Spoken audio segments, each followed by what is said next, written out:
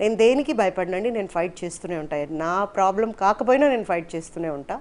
నాకు రాలేదే అనేది నేను అనుకోను, ఎందుకంటే వస్తుంది, ఖచ్చితంగా వస్తుంది కాబట్టి నేను ఫైట్ చేస్తున్నా. నా పర్సనల్ లైఫ్ అంటారా, పర్సనల్ లైఫ్ అనేది అలా జరుగుతుంది అని నేను ఎప్పుడు అనుకోలేదు. It was really mind blocking ఇదనమాట. ఎందుకంటే 7 ఏళ్ళు నన్ను ఇంట్లో కూర్చోబెట్టేసి ఇంటి తలుపు తాళం పెట్టుకొని ఇంట్లోనే ఉండేలాగా నన్ను ఇండస్ట్రీకి రానికుండా ఉంచి కూడా ఫైనల్గా నేను అలాంటి ప్లేస్ ఒకటి చూస్తాను, అతను ఇంకొకరిని పెళ్లి చేసుకోవటం, తర్వాత నేను భార్య కాదనటం, అబ్బాయి మాత్రమే అబ్బాయి అనటం, ఇదంతా వింటుంటే ఇది సినిమా కథ అయితే బాగుంటుందేమో, అసలు భార్య లేకుండా పిల్లలు ఎలా వస్తారు, ఇది అర్థం కాలేదు నాకు. సో దట్ లిటిల్ అంటే కొంచెం డిస్టర్బ్ అయ్యాను. డిస్టర్బ్ అవడానికి ముందు అతని నేచర్కి వచ్చేసరికి he is a money minded fellow. He always needs money and he wants to spend money like బాగా వ్యసనాలకు ఖర్చు పెట్టాలి అనుకునే వ్యక్తి అనేది మనకు తెలిసింది ఎప్పుడు అంటే అంతా అయిపోయిన తర్వాత. అంటే మీరు భర్తగా అనుకున్న వ్యక్తి, నేను సహజీవనం చేస్తున్నాననే మాట విన్నప్పుడు అది చెప్తున్నప్పుడు అండి మీరు బాగా చూడండి దాన్ని, నేను అటు ఇటు స్టూడియో చూస్తున్నా, పుస్తక గారు మిమ్మల్ని అని చెప్పి యాంకర్ గారు నన్ను అడిగితే అప్పుడు ఓ నన్న అంటే ఏంటండి అని అడిగాను నేను. ఇదేమీ అమెరికా కాదు, పొద్దున్న లేస్తే సాంప్రదాయం సాంప్రదాయం సాంప్రదాయం అని మాట్లాడుతూ ఉంటారు, వాల్యూస్ అంటారు, అదంటారు ఇదంటారు, వివాహానికి ఒక ఇది ఉందంటారు, అదొక బంధం అంటారు. ఇన్ని మాట్లాడిన తర్వాత సహజీవనం అనే మాట గురించి నన్ను అడుగుతున్నారు సార్. ఏమన్నా కరెక్టా చెప్పండి? మనం ఏమైనా అమెరికాలో ఉన్నామా సహజీవనం చేయడానికి? లేదు కదా. ఇప్పుడు మాతో మొదలైంది మా కథ, అంటే నా కథలో మొదలైంది. ఇప్పుడు అందరూ ఎవరికి పడితే వాళ్ళు సహజీవనం అంటున్నారు. పాపం బాధేస్తుంది వాళ్ళని చూస్తే. చేసేదంతా అదే అంటారు కదా, చెప్పేవన్నీ శ్రీరంగ నీతులు, దూరేది దొమ్మరి గుడిసెలు అని. అలాగా చెప్పేదంతా మాటలే. మరి వివాహ బంధానికి అర్థం ఏముంది మీరు చెప్పండి, నాకు తెలియదేమో. మరి నేను ఒక్కడి మీదే ఉన్నాను కదా, ఒక కాలు మీదే ఉన్నాను, ఇప్పటికీ అలాగే ఉన్నాను కదా, నా బిడ్డతోనే ఉన్నాను. పక్కకు కూడా నేను చూడలేదు ఈరోజు వరకు. మా అబ్బాయినే చూస్తాను. ఇప్పుడు మీతో మాట్లాడిన ఒక 5 నిమిషాలకు మా అబ్బాయి గుర్తొచ్చాడంటే మీరు కనిపిరు నాకు, మా అబ్బాయి కనిపిస్తాడు. ఆ అబ్బాయితో మాట్లాడుతున్నట్టే అనుకుంటాను, కానీ అంటే నాలో నిండిపోయాడు. ఇంకా అంటే ఒకరోజు వెరీ టచ్ ఇది. ఈ ఇన్సిడెంట్ జరిగిన తర్వాత మా అమ్మ నాన్నగారు అప్పటికే చనిపోయారు, అమ్మ ఉంది. నీకేం కర్మ పట్టి ఇవన్నీ చేయాలమ్మా, అక్కర్లేదు రా నువ్వు అని చెప్పి మా అమ్మ నా చేపట్టుకుంటే, బాబు నువ్వు వాళ్ళు తీసుకెళ్ళిపోతారు అని. ఒక చిన్న బుజ్జి ప్రాణం తలుపు పక్క నుండి ఇలా చూస్తుంది, 2 కళ్ళు మెరుస్తున్నాయి కళ్ళు. ఇలా చూసి నేను దానా అంటే పరిగెట్టుకుని వచ్చి, మమ్మీ నన్ను వదిలేసి వెళ్ళిపోతావా నువ్వు అనేసి నేను ఆ చిటికిన వేలు మా అబ్బాయి పట్టుకున్నాడు. చిటికిన వేలు ఎవరు పట్టుకుంటారు? మొగుడు పట్టుకుంటాడు. కానీ మా అబ్బాయి నా చిటికిన వేలు పట్టుకున్నాడు. ఈ రోజుకి కూడా నేను ఆ ఇన్సిడెంట్ మర్చిపోలేను. అవును, నేను అడిగి తెచ్చాను మా అబ్బాయిని భూమి మీదకి, లేదు కదా, నా కొవ్వెక్కి తెచ్చాను నేను మా బాబుని. సంతానం అనేది మన ఇష్టంతో జరిగేది. సో అలా భూమి మీదకి తెచ్చిన వాడికి న్యాయం చేయాలి. న్యాయం చేయలేకపోతే పిల్లల్ని మనం కనకూడదు. No, never. వాళ్ళకి న్యాయం చేయాలి. మనం తిన్నా తినకపోయినా వాళ్ళ కోసం బతకాలి, వాళ్ళ కోసం ఫైట్ చేయాలి. ఈ రోజు కూడా నేను మా బాబు కోసమే ఫైట్ చేస్తా till end of my life. నేను చేస్తూనే ఉంటాను. ఆ తర్వాత మా అబ్బాయి కూడా ఫైట్ చేస్తాను. పూజిత గారు, మీరు ఇంత భావోద్వేగంతో మాట్లాడుతున్నారు. ఒక మంచి తల్లిగా మీరు ఇంత కొనసాగుతున్న మీరు ఒక మంచి భార్యగా ఎందుకు ఉండలేకపోయాననే ప్రశ్నకి ఏం సమాధానం చెప్తారు? మంచి భార్యను కాదు అనేది కరెక్ట్ కాదు. నా దగ్గర అప్పటికే నగలు గిగలన్నీ అయిపోయి ఉంటాయి, డబ్బులు గిబ్బులన్నీ అయిపోయి ఉంటాయి. అందుకని నేను మంచి భార్యను కదా. అవన్నీ ఉన్నంతవరకు నేను మంచి భార్యనే కదా. అవన్నీ నువ్వే తీసుకెళ్ళిపోయావు కదా. అసలు బ్యాంకులో ఉన్నాయి తీస్తారనేది బ్యాంకుకి వెళ్ళటమే తెలియదు నాకు. అలా పెంచారు నన్ను మా ఇంట్లో.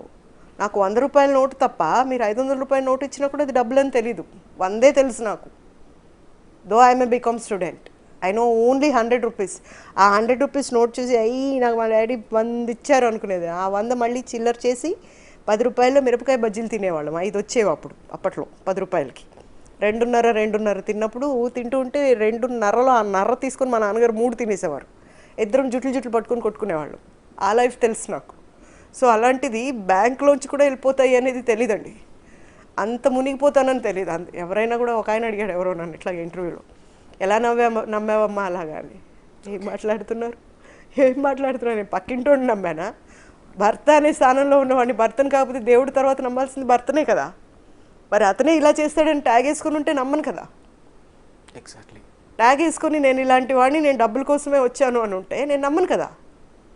అంటే అంత ప్రయాణంలో ఎప్పుడు గమనించలేదండి? అంటే మానవ సంబంధాలన్నీ ఆర్థిక సంబంధాలే. నన్ను బయట సంబంధాలతో కట్ చేసి పడేశాడండి. ఒకటి first thing, he want to grow himself in all aspects అన్నట్టుగా ఉండిపోయాడు.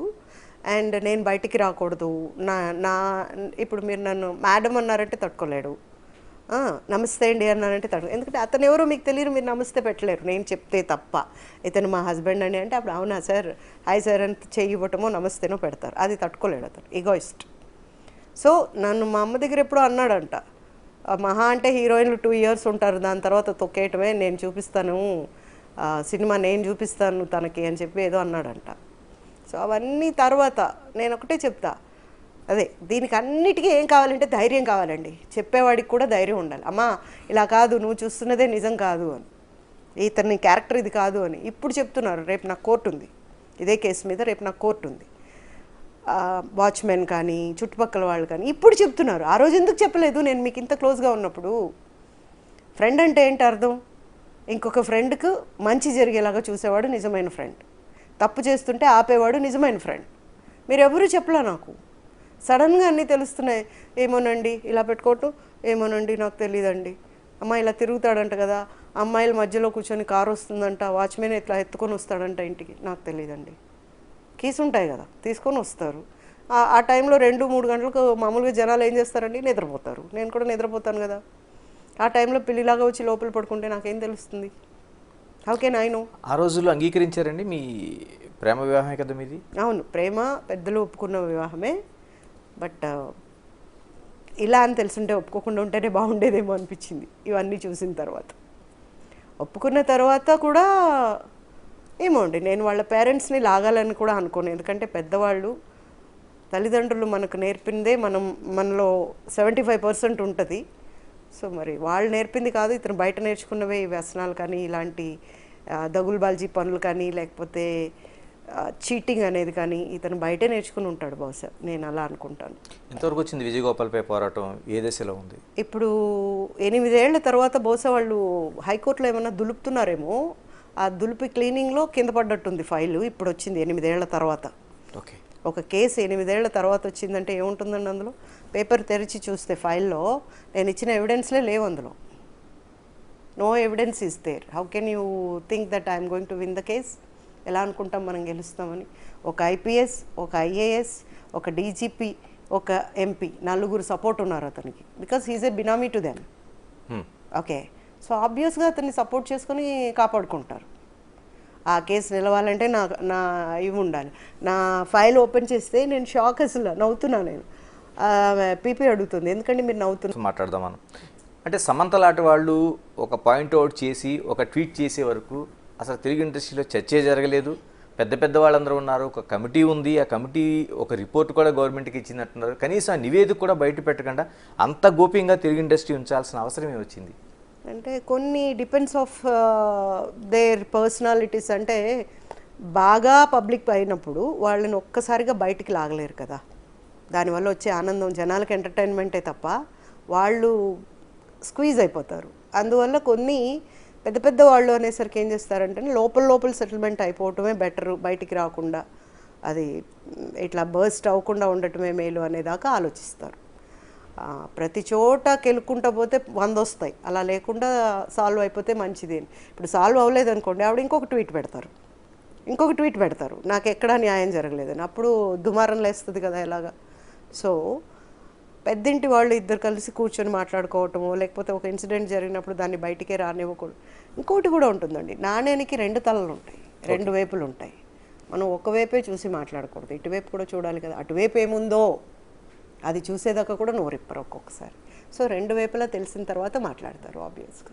ఇలా డిస్క్రిమినేషన్ కోసం మాట్లాడుకుందాం. లింగ వివక్ష అంటే ఇప్పటికే మనకి చూస్తుంటాం, హీరోకి ఒక రేటు ఉంటే హీరోయిన్కి ఒక రేటు, పోనీ ఓకే. మరి మిగతా వాళ్ళకి ఇచ్చే సౌకర్యాలు కావచ్చు, లేకపోతే కింది వరకు వెళ్తున్న అమ్మాయిల పరిస్థితి అంటే చివరికి వాళ్ళకి అవుట్డోర్లోన కనీసం సౌకర్యాలు కూడా ఇవ్వలేని పరిస్థితి ఒకటి కొనసాగుతుంది. ఈ మేల్ డామినేషన్ ఉన్నంత వరకు ఇంతేనండి. ఇప్పుడు ఆ అమ్మాయి ఖచ్చితంగా నాకు ఇది కావాలని చెప్పి అడిగింది అనుకోండి, నెక్స్ట్ షెడ్యూల్కి ఉంటుందో ఉండదో? You understand, you got my point? Next షెడ్యూల్కి ఉంటుందో ఉండదో? ఏముంది, 2 రోజులు షూట్ చేసి తీసి పడేస్తారు. ఆ ఉన్న అవకాశం కూడా పోగొట్టుకోవటం కదా. అందుకని కష్టాలు పడి వస్తారు. ఇప్పుడు సమంతకు అలా చేయలేరుగా, ఇంకా హీరోకైనా తక్కువ ఇవ్వగలరేమో, సమంతకు అలా చేయలేరుగా, ఓకే.